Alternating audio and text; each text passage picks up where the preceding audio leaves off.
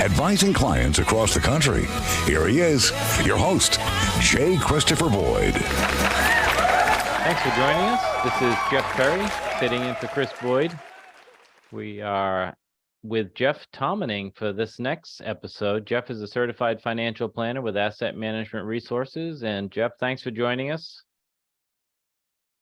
Hey, thank you. It's always a pleasure to have you on, and we've had some great conversations. They've ranged from financial planning topics to Seinfeld episodes to pretty much anything that happens in life. I think I was reflecting back. I've been trying to catch up on my Seinfeld. I started watching all the old episodes in order from the beginning. They're on They're on Netflix. And so I got away from it for some reason. I was trying to watch them when I had some downtime. I just wanted to watch all the other ones, and there are so many good financial lessons in there. And that was one of the most enjoyable episodes I think that we've had together. Indeed, I think a lot about George Costanza and how sometimes he kind of comes off as being cheap, and yeah, he does. Yeah, I think a lot of it too is there are times that he spent unemployed, and there are times he always he would be stressed about spending on things like, oh, why are we spending that much on a gift for friends? That's right. I mean, that's right. Yeah. So I think that's probably a good segue into our next topic. Well, I wasn't sure that you'd get it of what I was trying to do, because we didn't really talk about this before we started.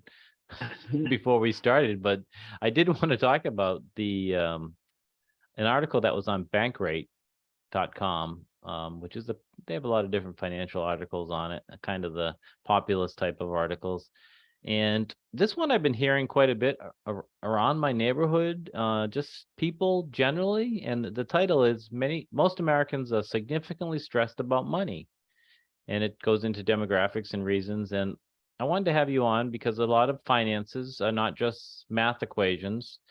It has to do with the psychology of money. It has to do with how we were raised, the households. We've talked about this many times. So I think it's a perfect article for you and I to kind of talk about for the next 20 minutes or so. Do you find in your dealings with not only clients or people come into the office as prospects, or in your social circles as well, do people seem to be more not just talking about, everybody talks about money, certainly, but do people seem to be more stressed about money in general?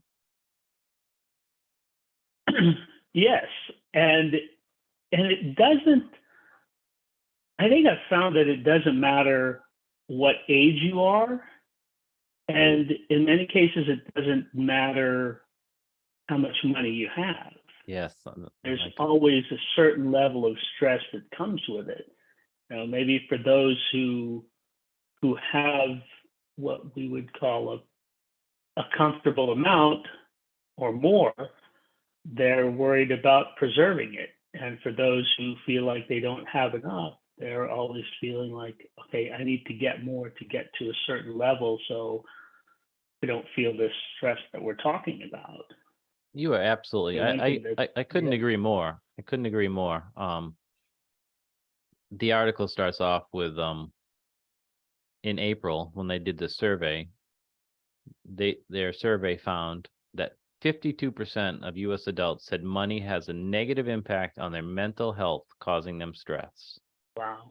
So that's more than half. And, I always think when you're asking questions about health or about mental health or stress in this case, that numbers are underreported, because now the article goes into great detail about different demographics, and I'll highlight a couple of them that we can talk about as we go on in the conversation. But just for this specific comment that I think these numbers are underreported is because I think men generally will not admit if they're stressed about Agreed. something that they may perceive trying to be careful here, that they may perceive, I don't want to get my buddies mad at me, that they may perceive is something that they are responsible for. And the days of, the male dominated household are over, but still many men have the at least perception that they have this duty to bring home the bacon and lead the family in the finances. Certainly it's changed, but I think that is still out there residually, and women might be historically more honest about things, where men may be like, nope, I'm fine, everything's good. So I think it's probably underreported, that 52%. Oh, very, very much so. Often I refer to myself, and I think you probably do too, as, I would say, an amateur financial therapist. Sometimes people come to us, and when we get into discussing financial plans, I mean, we're really talking about, hey, what is it that you want to accomplish? Here's where you are now. How do we get there? But involved in that conversation are all the different life events. So you might be talking about, okay, we want to buy a house. We want to have kids. We want to take our grandkids on the vacation. We want to plan for health expenses. And all of those costs, there's money there. And it's like, how are we going to accumulate that money? How are we going to fund those particular events? And you know what? And that can lead into all kinds of different situations. Okay, well, maybe I need to, spend less. Maybe I need to bring in more and change jobs. There's so many different things that come up with financial stress just from dealing with someone's financial plan. I want to share some of the study results, but before I do, when I was first reading this article, the first thing that came to mind about the topic generally was social media. I wonder, and what your comments kind of reminded me of that, I wonder, because we're so involved with everything, we're constantly seeing how other people want us to perceive their life. And I phrased it like that on purpose, right? Because their life may not be actually how they are portraying it. So the FOMO, the fear of missing out. You post that you're on vacation. You post that you got a new car. You post that you're at this luxury resort, or you got this new handbag, or you got this new truck, whatever it is, right? So all these posts, all these images are being bombarded into our brains, and the advertisers as well. I'm not just talking about our social media contacts, about how life is so good, and so many people have this fear of missing out, or this envy, or believe that they should be living the same life. But you don't know what the story behind that. You don't know that the guy, your buddy with the new truck, just took out a 10-year loan at an $800 a month payment, or the vacation that they're on, they had to max out their credit card to do that, or they took a 401k loan. So, it's not good advice. I'm just saying, we get these images of it, and I think it can add to the stress about money pressures in general, right? Do you agree with me? Oh, certainly. Yeah, I certainly do. And I was thinking about that too. Like, even on the positive side, you can see something going on and be like, well, wait a minute. Maybe I'm not in that bad a shape, because I know that Jim and Jane didn't have the money to take that vacation, but I do. Or so it can work.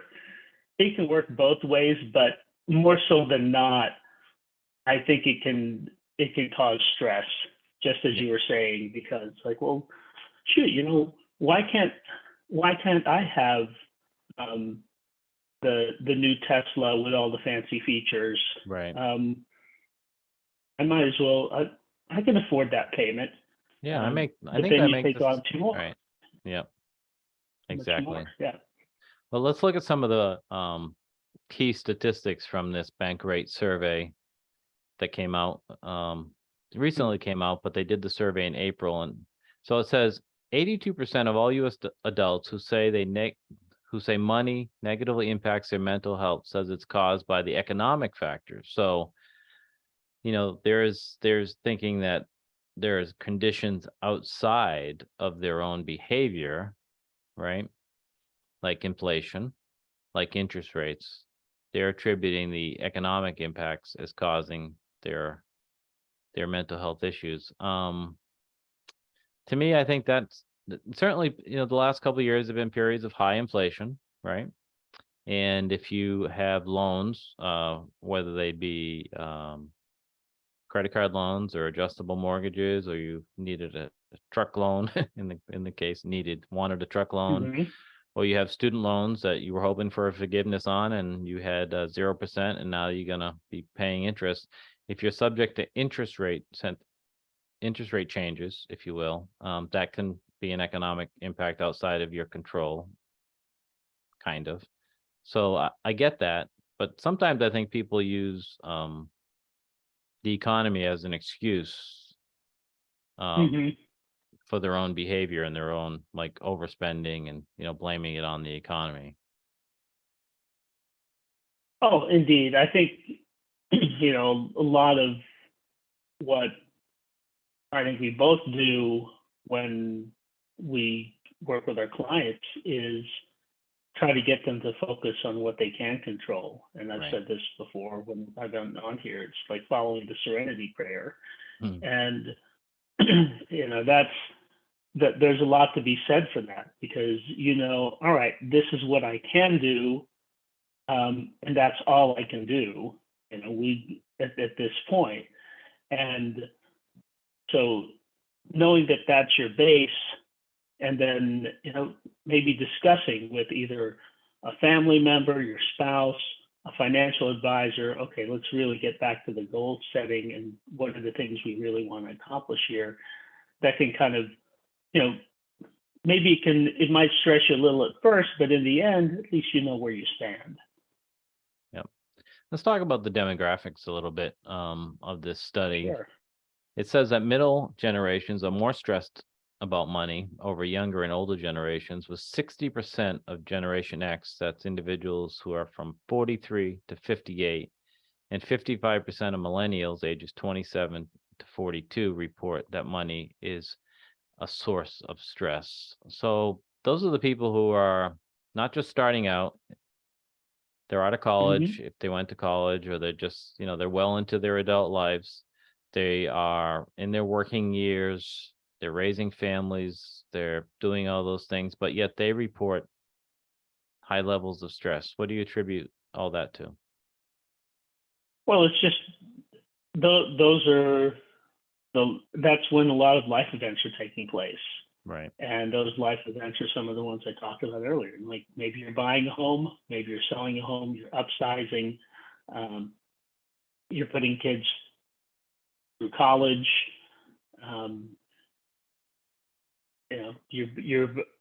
You're going from the the Corolla to the Honda Pilot, right? Because you've got the bigger family. Right. So there's certainly a lot of things there. You talked about it, the use of social media and seeing what other people are doing. Millennials, Gen Xers, that's probably the majority of the users out there. Right. And it also, it can cause stress in relationships. As you know, I do a lot of divorce financial planning in our practice here, and I think the estimate is 20 to 40% of all divorces result from financial problems, and where that's the most. So if you think about that, like 2 to 4 of every 10 marriages that end in divorce, that's because of money. So again, a lot of this can be, I won't say solved, but you can certainly work through it a little better with sound communication among those parties who are making the decisions. Yeah, let's focus our remaining time on some suggestions and how people might be able to de-stress. And since we're talking about couples, um, communication is one of them. Do you have any other advice for couples who may be finding that there's a stressed or about money in general, or that it's starting to cause some marital disharmony because of financial issues or pressures? Well, I think a good practice would be to just construct a balance sheet and a statement of cash flows. And because you need to know where you are in the first place. We can have a lot of goals and aspirations, hope for things, but you got to start where you are and figure that out first, because that will determine the speed at which you want to accomplish your goals, and also give you some. It'll make you think a little more realistically about things. Like, okay, we can't go out to eat 3 times a week if we've got college in 4 years or in 2 years or whatever it is. So I think starting where you are and putting those numbers down on paper or virtual paper or Excel. And Jeff, that's an excellent point. And if a couple's listening or an individual listening and saying, okay, I hear you, but I don't quite understand all the details of that. Obviously, we can't, give a lesson on how to create a balance sheet or a cash flow statement in the time that we have. But we do have a mentoring service, and then we have videos, lessons attached to that outline some of these issues. And so if you go to our website, amrfinancial.com, and go to the services tab at the top, click down, and you'll see one of them is Something More Mentoring. If you go to the Something More Mentoring page, you can read about our mentoring program, and maybe it's something that's for you. But even if it's not, go to the bottom of the page and you'll see a variety of financial lessons. And I believe it's lesson 2, where we talk about the things that you're talking about a moment ago, where you're talking about creating a balance sheet, which is just a statement of your assets and liabilities, basically. Creating a budget, creating a cash flow statement, where the money coming in, the money going out. And if you can, these videos will help you gain a knowledge of what we're talking about and help you develop them. And if you need a mentor, if you're interested, certainly contact us via the website or call the office at 508-771-8900. But having those documents, and if you're with another individual, if you have a partner, if you have a spouse, do this together, and getting you said it perfectly, getting something you can look at and know where you're at exactly, how your money's coming in, where it's going.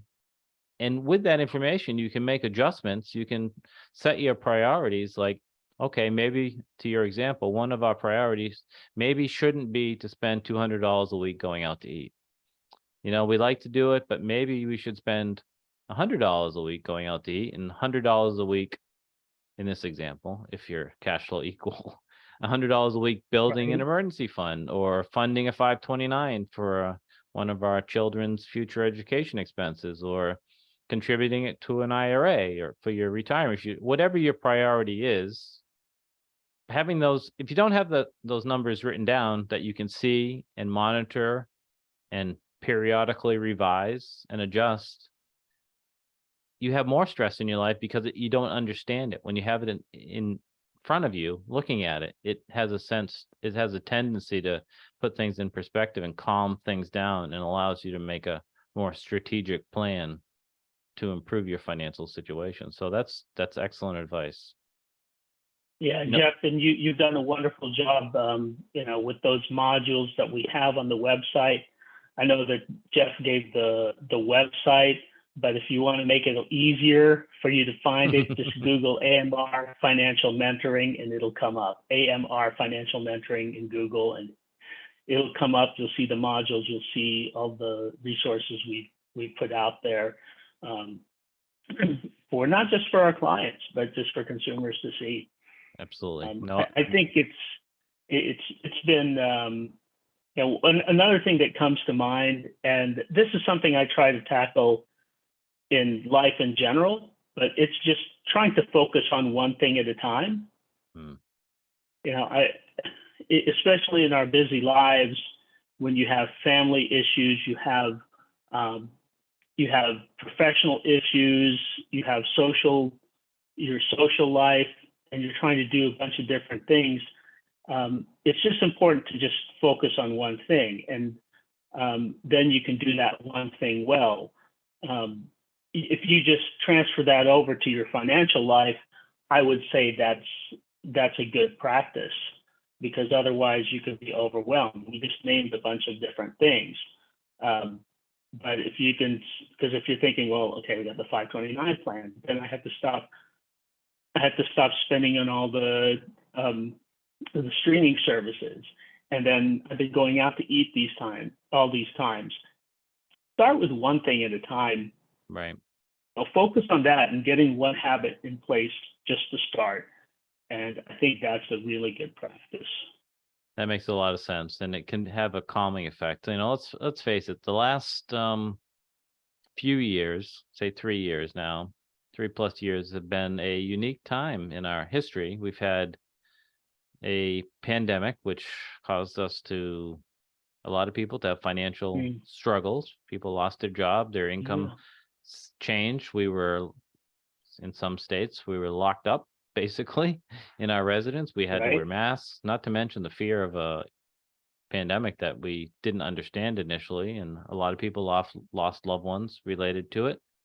It's been a very tumultuous time in our political and governmental scenes, where things are happening in our politics and our history that, if you asked me 10 years ago, or if I saw these things in a movie, I would say, I'm not worried about them. They can't happen, right? It would never happen in this country. And now last year and a half or so, we've had tremendously high inflation and higher interest rates. There's people who have been living, with these 2% inflation rates and 3% and 4% mortgages, and that was the norm. And, now it's not. So all these things have caused, and correctly so, have increased the stress level for people thinking about money. And so if you are worried about money, if it comes across your brain, if it causes you stress, you're not alone. And if you can just calm things down, get your numbers in order, develop a plan, take one thing at a time. Some of the things that we talked about, if you need help, maybe sign up for a mentoring program. You can take a look at ours if it's for you, or if there's other ones out there in the market. If you need a financial planner, we're here for you. A lot of information on our website at amrfinancial.com. Jeff, thanks for joining us for this segment. I always enjoy our conversations, and I'm sure we'll have you on again soon. Very good. Thanks so much, Jeff. You're listening to Something More with Chris Boyd, Financial Talk Show. Asset Management Resources, LLC, and J. Christopher Boyd, CFP, provide investment advice on an individual basis to clients only. Proper advice depends on a complete analysis of all facts and circumstances. The information given on this program is in the nature of general financial comments and cannot be relied upon as pertaining to your specific situation. AMR, LLC cannot guarantee that using the information from this show will generate profits or ensure freedom from loss. Listeners should consult their own financial advisors or conduct their own due diligence before making any financial decisions.